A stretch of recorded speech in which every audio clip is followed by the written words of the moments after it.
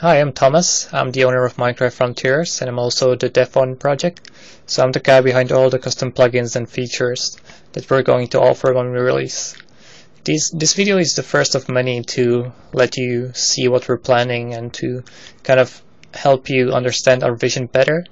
And today we're talking about crafting, which hopefully you'll see is a very unique and innovative approach to crafting that lets you do a lot more than just combine items together.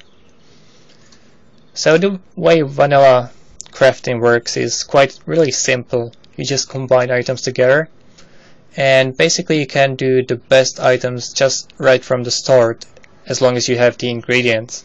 So there's not much progression.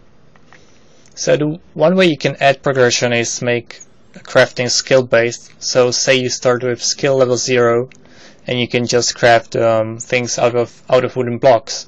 And once you do 100 wooden blocks, you get the skill 100 and you can do sticks and so on and so on.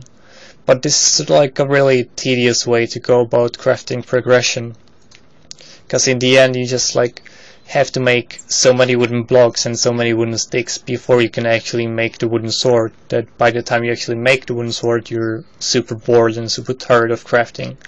It's not really a rewarding thing to do. So the way we are doing crafting is a bit different, because we want players to work together, we want it to not be boring, and we want crafters to be important, which is a really big thing, because we want you to be the guy who spends his time making that perfect sword. And if you make the sword, you should be known for making the sword, and you should really get something in return for your time.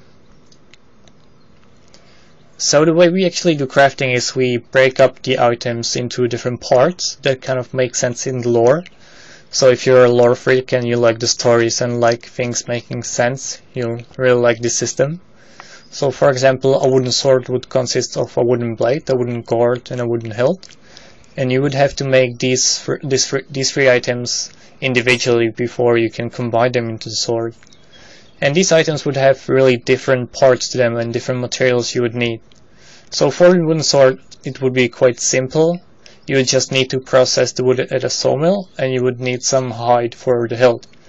So even this basic wooden sword is already much more elaborate than a vanilla wooden sword, because you have to find a sawmill to use, and you have to find animals for the hide, and then you have to treat the hide at a hide treating station sort of. But the further you progress, the more elaborate it gets.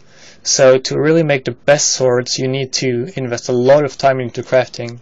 And you're not investing the time into actually putting things together. You're investing your time into understanding the world better.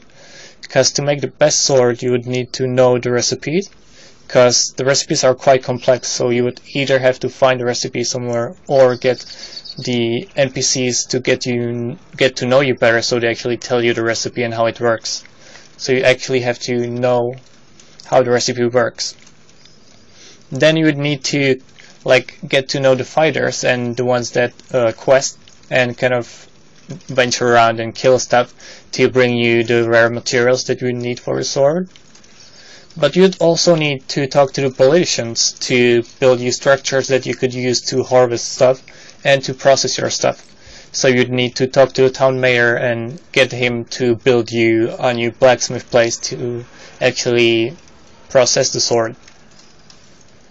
And finally you would have to talk to the traders to import you goods that you cannot find in our world. So you need to talk to explorers, and they would have to set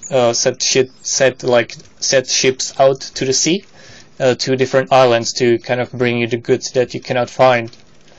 And what we're going for with this system is to make the systems kind of fun, because if you're a very good crafter, you're not just making things over and over again. You understand the world, you know the people around you, and you know kind of how to deal with the people to get you the stuff you need.